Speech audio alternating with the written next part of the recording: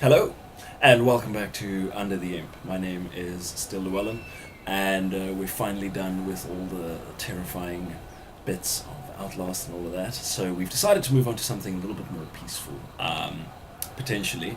So I'm quite excited about this. We're playing Firewatch. It's an indie game that Dee has turned me on to, and I know nothing about it whatsoever, except that I think I'm a Firewatchman. So let's. Let's see. It looks visually very appealing to begin with, so I'm quite excited to just jump straight into it, shall we?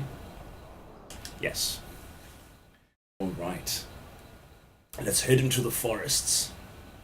Are we in Colorado, or... I suppose they'll tell us.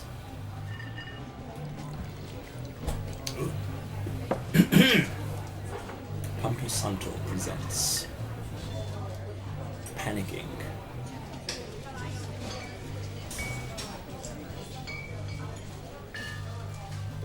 Aha, it's like I knew. Colorado. Boulder, Colorado, 1975. So no cell phones. So that'll complicate things.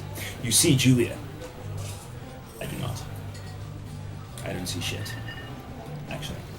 Oh, I do. Oh, I actively see. Press button C. Julia. She's not your age. Late 20s, laughing with well-dressed professors and grad students from nearby CU Boulder. You, Henry, are out drinking with your pals. You approach her. You are drunk. Okay, so what's your uni major? Or you're pretty. I'm gonna go with the direct. I'm gonna be you're pretty. She's pretty. You're pretty, she says coolly. You are not. You're a future hacker. What? You're a blind. Confused. Someone should buy you a cheeseburger, she says. So she flags down a waiter, and 1 week later, you are Julia's boyfriend. Okay, Julia, let's see. Are we gonna see Julia? We're not gonna see Julia. Okay. Ooh, here we go. R2 to use objects. That's an object. I shall use it. Okay. Going with the one strap, one shoulder thing. It's very 1975. It's very cool. It's what all cool kids do. Nobody wears. Ah, trapdoor. Okay. Anything else? Wait, before we get to that, let's have a look-see. What else is there? No, okay. This is not going to be one of those roam everywhere, 500 million secret objects for you to find all over the place. I think that sort of the main objective here would be the progression of the story. You date for over a year. She drives you absolutely nuts, and it's great. Lovely. You move in. You share an apartment near the school with a view of the mountains. You two drink beers out on the deck. You drink beer just about everywhere. Life is good. Julia wants to get a dog. Fuck. Not once are you getting a dog. Not in my house. Not here. There's a scruffy, undersized beagle Julia's in love. She wants to bring it with her to class. There's also an intimidating but gentle-eyed German shepherd. Nothing bad could happen to Julia while walking this dog. It's badass. Protect her with the shepherd, make her happy with the beagle. Pick up the beagle, he's called Bucket. Shepherd is called Mayhem. I'm gonna go with Mayhem, mostly due to Mayhem being a fundamentally important first wave black metal band from the early 90s, so it hits home. Mayhem's an excellent dog, of course he is. He loves wrestling with you in the park and goes with Julia on her runs. Even though he's too big to bring to school, Julia loves him all the same. Mayhem is a friend, child, and pet, all rolled into one. 1979, you talk out on the deck, so now it's been 4 years. It's summer, 9:30 p.m. and the heat still radiates off of the high desert. What do you think about kids? She asks. Kids? They're not very smart, or good at much. I'm saying if you and I have some, a couple little idiots. Yeah, I think I'm ready. 4 years. 4 years is a good time. Her biological clock is ticking. We need to get a move on. In that case, we should probably get married. Yeah, I would like that, you say. These kids are going to be screwed up enough. It's probably for the best that their parents are at least hitched. And you say she's absolutely right. She does make a good point there. Good family. I've got kind of chubby fingers. See those hands again, guy? No, I'm fine. Okay. So, isn't this pretty? Look at that. Look at that. The visuals kind of remind me of Virginia in a way.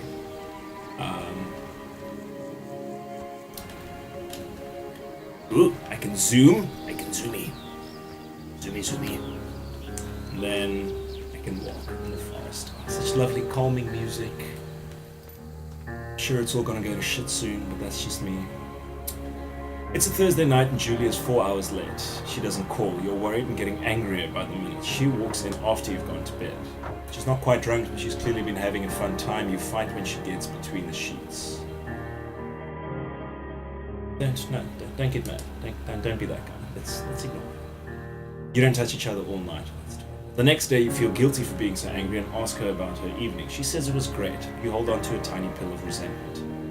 You make some coffee and go to work. 1981. Julia still likes to draw. She draws plants from her research. She draws all the places you go. She draws you. You pose and flex like He-Man, or you frolic like a Victoria's Secret model. Frolicking. Very frolicky, I can tell. Julia was right. You're very pretty. Oh, yes, I am. Mm-hmm. Forest man, but also pretty. What's my name? Do I have a name? Zoomy! Nope. Okay. Oh, this is so pretty.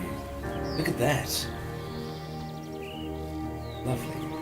I've never been to Boulder, so I can't comment on whether or not this is a realistic recreation of the actual environment. Ooh. 1982. During the summers, you and Julia enjoy walking Mayhem at nights. There's a festival in town. It brings in folks from faraway places. One of them tries to mug you with a knife. Fuck her. Mayhem runs away. May me move. Fuck the dog, Julia yells. May me move? She gets flustered and has trouble speaking when she's stressed. You confront. Oh, okay, Mayhem is what you confront the attacker. Scare him away or beat his goddamn face in. Any beak. Your arm gets cut up, but you beat the guy to a pulp. You don't feel very tough. You cry your eyes out before the cop show. Julia asks to take a different path from that day forward. You say okay, you don't want to go that way either. From then on, you walk by the river. 1984. Plans to have kids get waylaid by work. Don't they always? Julia gets offered a job at Yale. Yale's in Connecticut, 2,000 miles away. It's a great job, associate department chair. She wants to move. You absolutely do not. See now, do you manipulate her and tell her not to take the job for your own selfish reasons, or do you agree to the commute thing, which never really works? But let's fool ourselves and say that long distance is going to do the thing. We'll be different. We'll be fine. You ask her if she'll commute back and forth. You don't want to move to Connecticut. She says that'll be hard, but she'll do it if you won't move. You tell her not to pass it up if that's what she wants. She agrees. She flies back to Boulder 3 times each semester, so that's once a month, I guess. Always a semester half, eh? 1985. Julia is sent home from Yale on paid leave after having an episode. She lost it on a colleague for borrowing books that were important to her research. She didn't remember she had happily loaned them to him just 2 days prior. She was found crying in the stairwell. You say that maybe you guys should talk to someone about it, or you make macaroni and drink wine and try to forget about it. Let's address it. Let's address it. You've got some shit, I can tell. After seeing multiple doctors and having many tests, they are worried that Julia might be suffering from early onset dementia. She's 41. Both decide to keep it a secret for now. Oh, nice. Early onset dementia, that's rough. Let's read our journal. I'm sure it's going to be full of happy, hey, pudgy fingers. I'm so pretty. I have a penis. Mayhem is getting older. He's got silver hair down his back and slows down at night. You and Julia walk him to the bar to see your friends, and it feels like nothing has changed. Julia goes back to university. Okay, sounds positive. For now, 1987. So now we've known each other 12 years. We've been married 8, if arithmetic serves me right. Julia's affliction gets worse. She can't remember things in class. Her research is in shambles. She drives her car to the next town over for no particular reason and has to be brought home by the police. She's devastated. Sent home on permanent medical leave. Wow. Some days you get the Julia who calls you a dope and your unborn children little idiots. Other days you get a stranger. She pulls you into bed to make love. After 5 minutes she goes into a panic, believing her dad is at the door. You tell her family they are crushed and begin to make trips to and from their home in Australia to visit her. For a while, your friends come by with little things to brighten the day. She gets worse. Well, this is bleak beginnings. I'm hoping there's some kind of dancing mini game in the trees at some point, just to, lighten it a little bit. It's all dementia and beating people up and tears at this point, but we're rolling with it. It's very intriguing, I'll tell you that much. 1988, you spend your days following Julia around the house. You count the seconds between the 2 weekly visits from Daniel, the nurse. He suggests that Julia could live somewhere else, somewhere with 24-hour care, a home. It sits with you for a couple months. The responsible thing to do would be to move her into a full-time care facility. But she's your wife, so... No, let's be smart. She needs care. Let's do this. Oh man, what? Look at this. Look at this. Sex. Nature sex. Sex for the eyes. All over the place. Look at that. Oh, fuck. You sure I was okay? Nope, not that way. This way. Yes, sir. Let's do this. In the forest. Oh, this is a treat. The music, the visuals, it's like such a nice atmosphere, but you know that something tragic is about to occur. And I keep walking alone, so obviously they're not going to show me what Julia looks like. Ooh! It's a deer. Do I stalk it? Hey, buddy. Zoomy. Don't run. No. Bounding away. Okay. The family agrees with your decision. You find a fantastic place in Boulder and move her there. You see her every day. Then every other day. You go out to the bar with your old friends, it's not the same. You get the feeling that every wife tells her husband, if you ever put me in a home like Henry did, I will cut your balls off. You slowly decided to not see your old friends that much. Hey man, so now he's withdrawing, she's getting worse. 89, good year, fall of the Berlin Wall. I was born, so, those two things alone, epic year. Julia's sister Susan moves to Boulder to be close to her. She visits her every day. You go with her some of the time. Susan buys you an old typewriter and urges you to use it if you won't see a therapist. You won't. You always really liked Susan. Sexy time with Susan. It's around the corner. Months go by. Mayhem dies. Mayhem.